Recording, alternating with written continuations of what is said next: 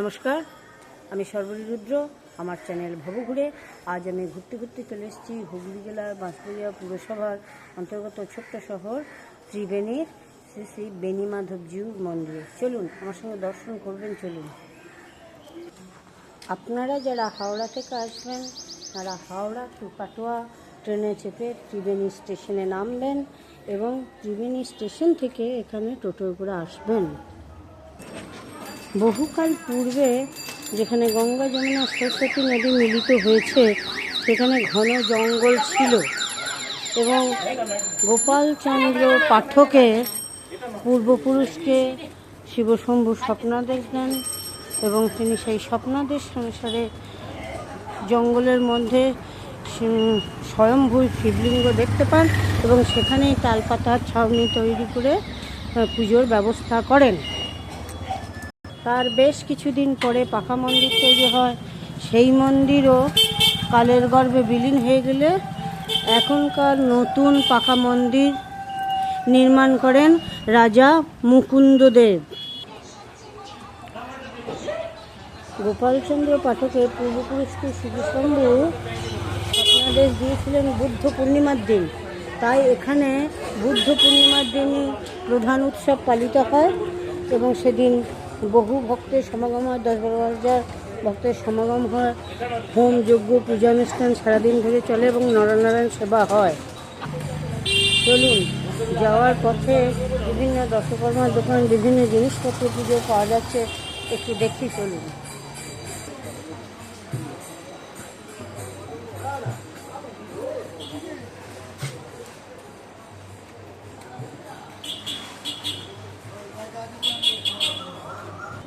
রাস্তায় যেতে যেতে শিব মন্দির, দুটো মন্দির আছে আলাদা আলাদা। চলুন দেখি।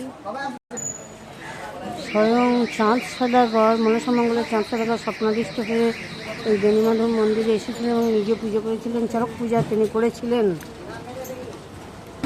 আর এখানে স্বয়ং বাবা লোকনাথ ব্রহ্মচারী এবং তার সহচর বেণীমাধবজিও এখানে এসেছিলেন। সেই জন্যই এই শিবশম্ভুর নাম হয়েছে বেণীমাধব।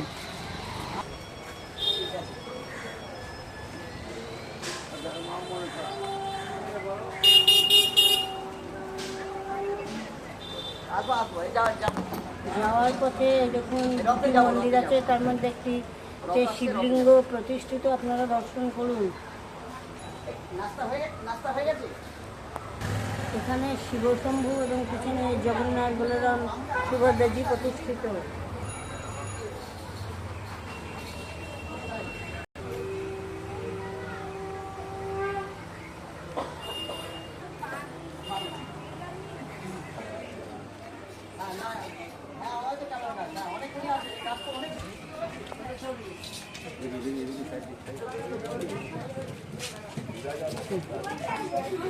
একবার ভাস্তারার জমিদার নিজের ক্ষমতা বলে এখানে 6টি শিবলিঙ্গ প্রতিষ্ঠা করেন এবং তিনি বলেন বেণীমাধবজিও প্রতিষ্ঠিত, স্বয়ম্ভু নন।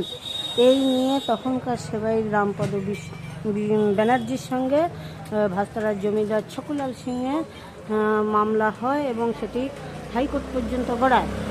তখন শিবলিঙ্গটি স্বয়ম্ভু কিনা দেখার জন্য খননের আদেশ দেওয়া হয়। শুরু হয় খনন কার্য, কিন্তু হাইকোর্টের বিচারপতিকে, প্রধান বিচারককে শিবশম্ভু স্বপ্নাদেশ দেন এবং বলেন আমার এতে কষ্ট হচ্ছে, এগুলো বন্ধ কর, আর কোনো রকম যেন খারাপ কিছু না হয়। তারপর বিচার চলাকালীন একদিন এক নাগা সন্ন্যাসী এসে সাক্ষ্য দিয়ে বলেন যে এটি স্বয়ম্ভু। তারপর তিনি অদৃশ্য হন। সেই থেকে ভক্তরা বিশ্বাস করেন নিজের মন্দির রক্ষার্থেই স্বয়ং শিবশম্ভু নাগা সন্ন্যাসীর রূপ ধরে এসেছিলেন।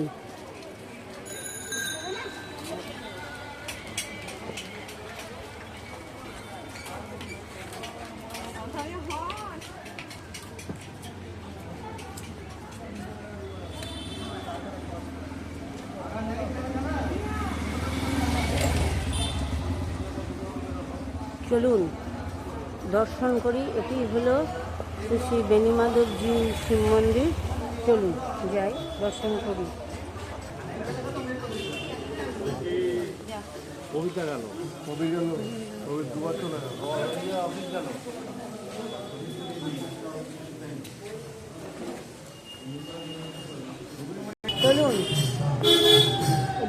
স্বয়ং শিবশম্ভুকে দর্শন করুন।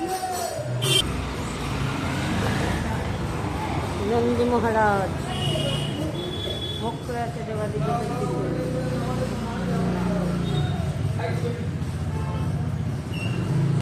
স্বয়ং শ্রী বেণীমাধব জিউকে আপনারা দর্শন করুন। এখানে শ্রাবণ মাসে সোমবারে জল ঢালা বা চৈত্র মাসে নীল পূজার দিন লাখো লাখো ভক্ত বাবার মাথায় জল ঢালেন, কিন্তু সেই জল যে কোথায় যায় কেউ জানে না, কোনো জল নিকাশি ব্যবস্থাও নেই।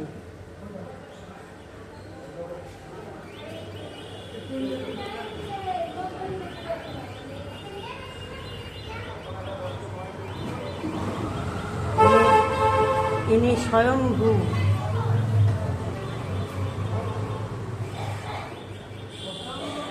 ঠাকুরমশাই মন্দির কখন খোলা হয়? সকালবেলায় 6:30। আর দুপুরে কখন বন্ধ করেন? একটা মোটামুটি যেরকম এখন একটু যেহেতু আপনার চলছে মলমাস, 1টা অবধি খোলা থাকে। এবার যেরকম যাত্রী থাকে। আর সন্ধ্যেবেলায় কখন খোলেন? হ্যাঁ, সন্ধ্যেবেলায় কখন খোলেন? সন্ধ্যেবেলায় 6টা 6:30। বন্ধ হয় কখন? 8টা 8:30। আর এখানে ভোগের কিছু ব্যবস্থা আছে নাকি? ঠাকুরের না, মহাদেবের ভোগ একদিনই হয়, যেটা হচ্ছে বুদ্ধ পূর্ণিমাতে। মহাদেবের স্বপ্নাদিষ্ট, বেণীমাধবের স্বপ্নাদিষ্ট অন্নভোগ হয়। আচ্ছা, আর শোনা যায় বাবা তারকেশ্বরের সেবায়িতের মেয়ে অসুস্থ হয়েছিল, ঘটনাটা কি?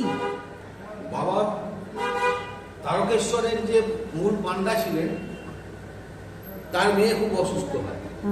তিনি তখন পুজো করতে করতে তারকনাথকে, বাবা তারকনাথকে এরকম আরতি করছেন যে আমার মেয়েকে তুমি সুস্থ করো।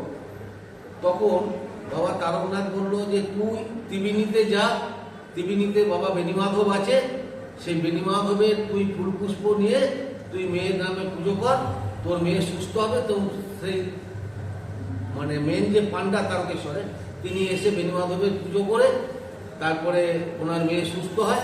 হ্যাঁ, এটা বহু প্রচলিত পুরনো একটা। আর প্রসাদ হিসেবে যখন দিয়েছিলেন কাদা ব্যাং এসব কি হয়ে গেছে? হ্যাঁ, সকালবেলায় পুজোর পর ঠাকুরের প্রসাদ দেওয়া হয়, সন্ধ্যাবেলায় সন্ধ্যা আরতি হয়, সন্ধ্যা আরতির পর ঠাকুরের প্রসাদ বিতরণ করা হয়। না না, এটা তো এখন। আর আমি বলছি এই মেন পান্ডা যিনি ছিলেন ওই তারকেশ্বরে, উনি যখন এসে পুজো করেছিলেন শুনেছিলাম প্রসাদ হিসেবে ওই পচা কাদা মাগ নাকি ব্যাং, কি ঘটনাটা কি? ওটা হচ্ছে যে উনি নিজের মতো করে এসেছিলেন, উনি একজন শাস্ত্রজ্ঞ পণ্ডিত ছিলেন। অবশ্যই সেই পণ্ডিত মশাই তার নিজের মতো করে পুজো করেছিলেন। আচ্ছা, এখানকার মতো করে উনি করেন না? আচ্ছা, মহামৃত্যুঞ্জয় মন্ত্রে তিনি তার নিজের মতো করে পুজো করেছিলেন। বাবা তারকনাথ তাকে সেই স্বপ্নাদিষ্টাই দিয়েছিলেন। আচ্ছা, যে তুই ওখানে যা, ওখানে গিয়ে বেণীমাধবের কাছে পুজো কর, তোর মেয়ের এই যে দুরারোগ্য রোগের তুই কর, তুই পা আরোগ্য লাভ কর। আরোগ্য লাভ হবে। এটা বাবা তারকনাথের স্বপ্নাদিষ্টে উনি এসেছিলেন বেণীমাধবের কাছে।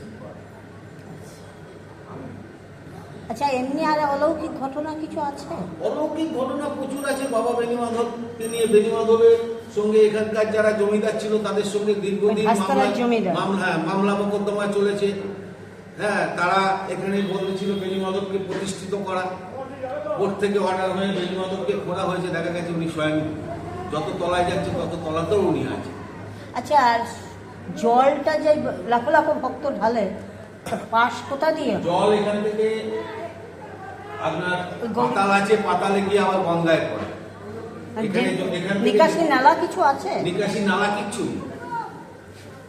এই মহাদেব বাবা বেণীমাধবের এক মানে বিশাল এখান থেকে জল, এই যে লাখো লাখো লোক এই যে শ্রাবণ মাসের সোমবার ঢালবে, লাখো লাখো লোক ঢালবে, জল যে পিছনে পড়বে তা আপনি গঙ্গার ঘাটে গেলে দেখতে পাবেন। ঠিক গঙ্গার সিঁড়ি থেকে নামলে পরে দেখবেন একটা উঁচু করে জল উঠছে, এখান থেকে এই জল। এটা তো অলৌকিক ঘটনা।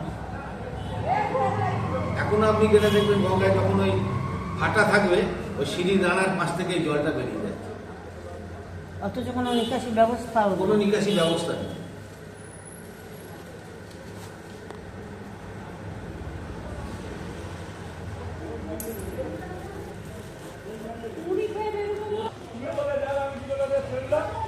নন্দী মহারাজ মুখ করেছেন বেণীমাধব জিউ থেকে।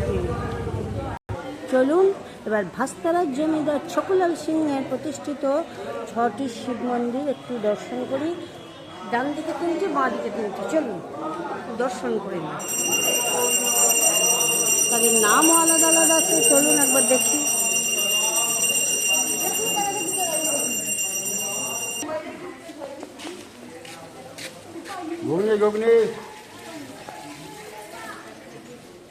ইনি শশী শেখর।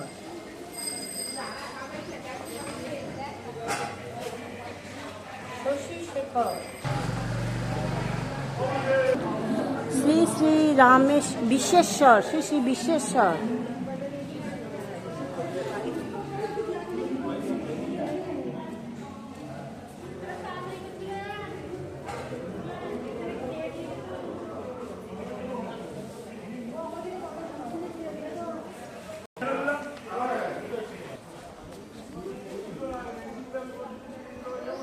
শ্রী শ্রী রামেশ্বর।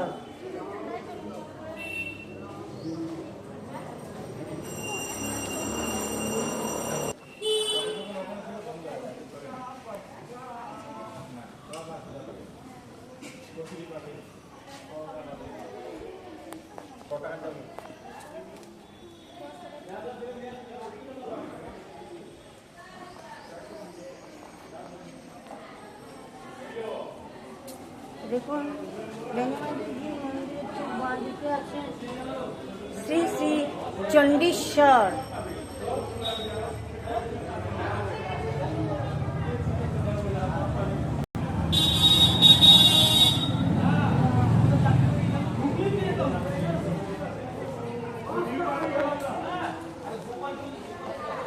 শ্রী শ্রী গঙ্গাধর।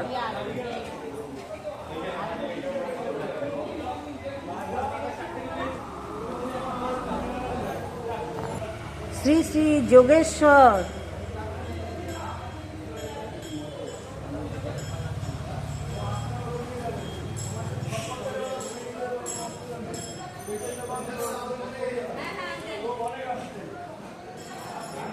বেনিমাধবজি মন্দিরের ঠিক পিছনে আছে দুর্গা মন্দির, চলুন একবার যাই।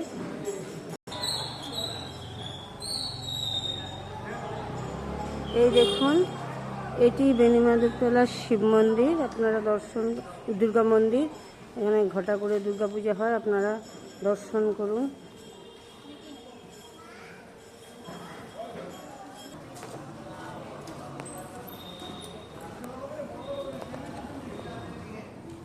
আজ এই পর্যন্তই।